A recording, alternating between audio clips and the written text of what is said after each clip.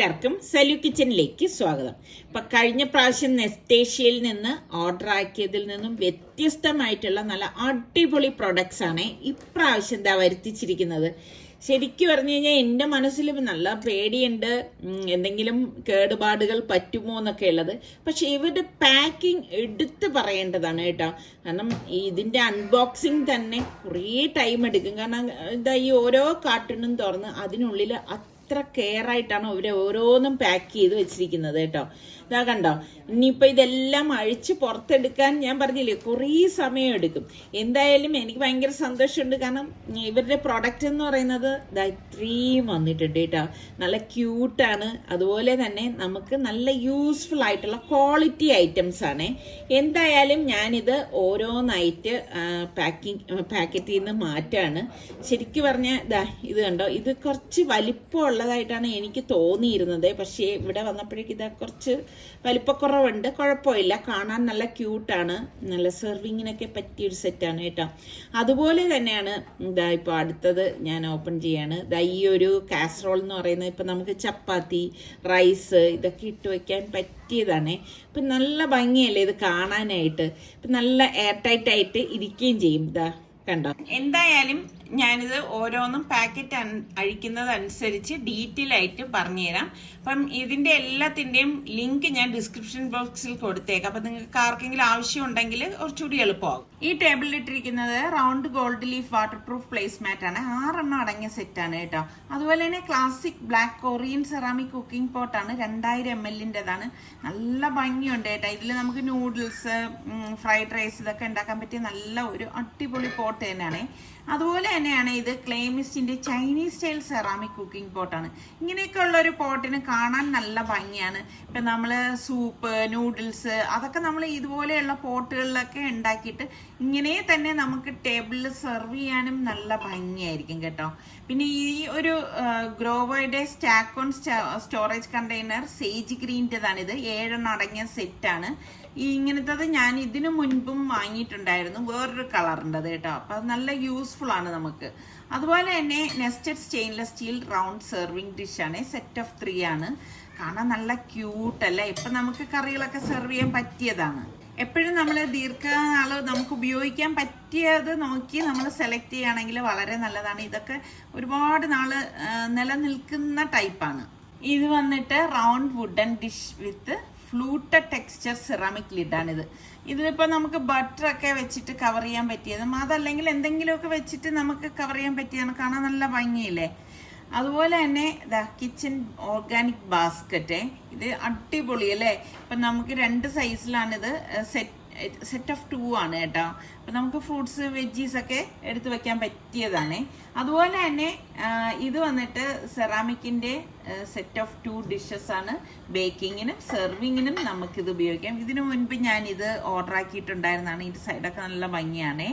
അതേപോലെ തന്നെയാണ് അടുത്തത് ബോറോസിലിക്കേറ്റിൻ്റെ ലോങ് ബേക്കിംഗ് ഡിഷ്. ഇതും ഇതിനു മുൻപ് ഞാൻ വാങ്ങിയിട്ടുള്ളത് കൊണ്ടാണ് വീണ്ടും ഓർഡർ ആക്കിയത്. നല്ല യൂസ്ഫുൾ ആണ്. നമുക്ക് ഇതുപോലെ ഫുഡൊക്കെ നമുക്ക് ഇതുപോലെ അടച്ച് മാറ്റി വെക്കുകയും ചെയ്യും. ഇതുപോലെ നമുക്ക് ലിഡ് മാറ്റിയിട്ട് ബേക്ക് ചെയ്യാനും ഒക്കെ ഉപയോഗിക്കാൻ പറ്റിയതാണ്. ഇത് കണ്ടോ, 3 ടയർ സെറാമിക് ഫ്രൂട്ട് ബൗളാണ് കേട്ടോ. ഇപ്പം നമുക്ക് ടേബിളിൽ ഒരുപാട് സ്പേസ് ഒന്നും എടുക്കത്തില്ല. പലതരത്തിലുള്ള ഫ്രൂട്ട്സ് അല്ലെങ്കിൽ സ്നാക്സ് ഇതൊക്കെ നമുക്ക് ഇതിലേക്ക് വെച്ചിട്ട് സെർവ് ചെയ്താൽ നല്ല ഭംഗിയായിരിക്കുവേ. ഈ ഗ്ലാസ് എനിക്ക് ഭയങ്കര ഇഷ്ടപ്പെട്ട കേട്ടോ. ഇത് റിബ്ഡ് ഗ്ലാസ് ആണ്. 500 ml-ൻ്റെ അത്യാവശ്യം നല്ല ക്വാണ്ടിറ്റി ജ്യൂസൊക്കെ നമുക്ക് ഇതിൽ ഒഴിച്ചെടുക്കാനായിട്ട് പറ്റും. ഇത് വന്നിട്ട് 4 ടയറിൻ്റെ കാറ്റർപില്ലർ ഗ്ലാസ് ആണ്. പക്ഷെ ഞാൻ ഉദ്ദേശിച്ച അത്ര വലിപ്പം ഇതിനില്ലായിരുന്നു. എങ്കിലും കാണാൻ നല്ല ക്യൂട്ടായിട്ടുണ്ടായിരുന്നു കേട്ടോ. ഇത് ട്രെൻഡിങ് ഗ്ലാസ് ടംബ്ലർ ആണ്. സെറ്റ് ഓഫ് 4 ആണ് വരുന്നത്. നല്ല ഭംഗിയായിരിക്കും. ഇതിൽ നമ്മൾ ജ്യൂസൊക്കെ എടുത്ത് ഒഴിച്ചു വെക്കുമ്പോഴേക്ക് നമുക്ക് ഡൈനിങ്ങിലൊക്കെ നല്ല ഡെക്കറേറ്റീവ് ആയിട്ടൊക്കെ വയ്ക്കാൻ പറ്റിയതാണ്. ഗോൾഡ് ലീഫ് പ്ലേറ്റർ ആണ്.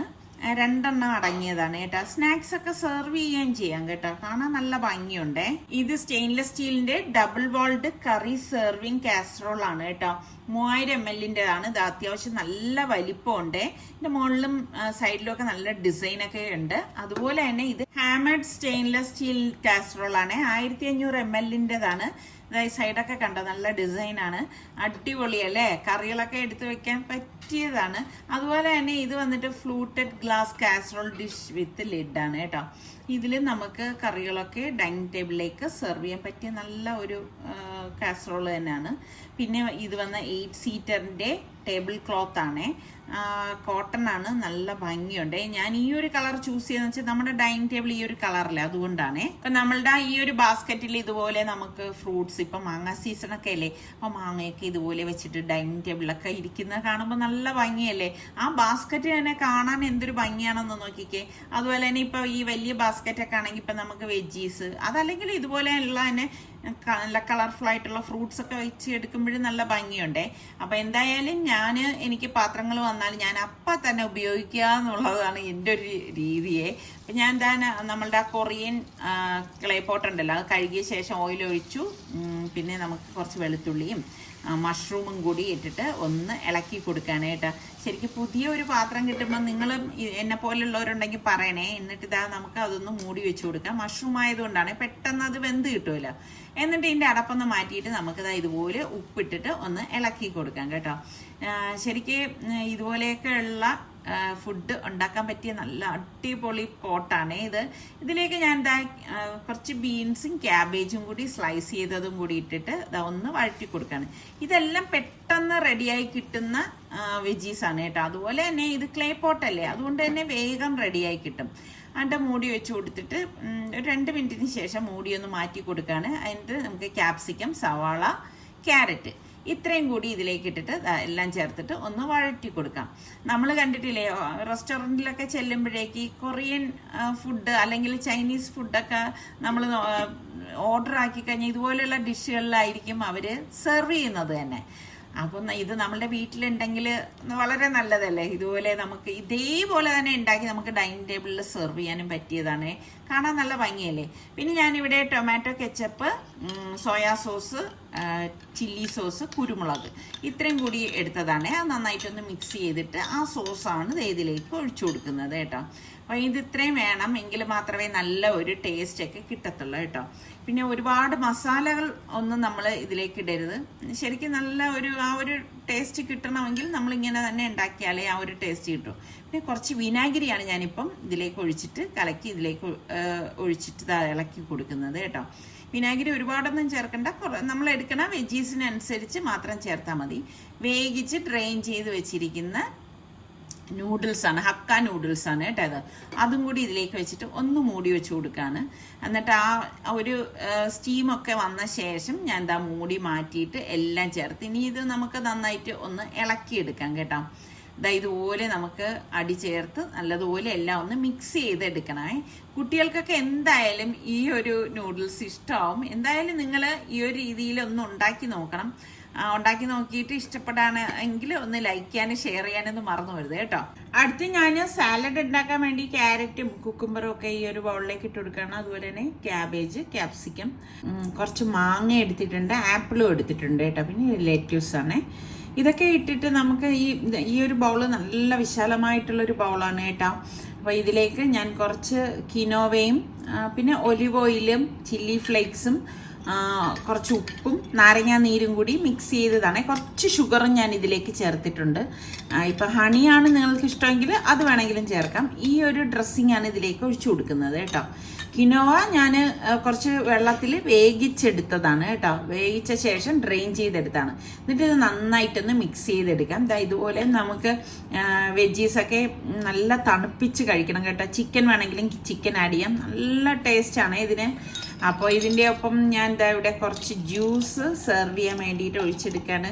ഈ ജ്യൂസൊക്കെ നമ്മൾ ഇതുപോലെ ഭംഗിയുള്ള ഗ്ലാസ്സിലൊക്കെ ഒഴിച്ചെടുക്കുമ്പം കാണുമ്പോൾ തന്നെ എന്തൊരു ഭംഗിയാണ്. ഇപ്പം ഗസ്റ്റൊക്കെ വരുന്ന സമയത്ത് നമുക്ക് ഇതിലൊക്കെ ഒഴിച്ചു കൊടുത്താൽ നല്ല രസമായിരിക്കേ. അപ്പോൾ ഡൈനിങ് ടേബിൾ സെറ്റ് ചെയ്യാൻ വേണ്ടിയിട്ട് ഞാൻ ഡൈനിങ് ടേബിളിൻ്റെ മാറ്റ് ഇട്ടു. പിന്നെ നമ്മളുടെ ആ ഒരു 6 എണ്ണം വരുന്ന ചെറിയ മാറ്റ് ഉണ്ടല്ലോ, റൗണ്ട് ലീഫ് മാറ്റ് അതും കൂടി ഇതേ സെറ്റ് ചെയ്ത ശേഷം ഞാൻ എല്ലാം ടേബിളിലേക്ക് മാറ്റിയിട്ടുണ്ട്.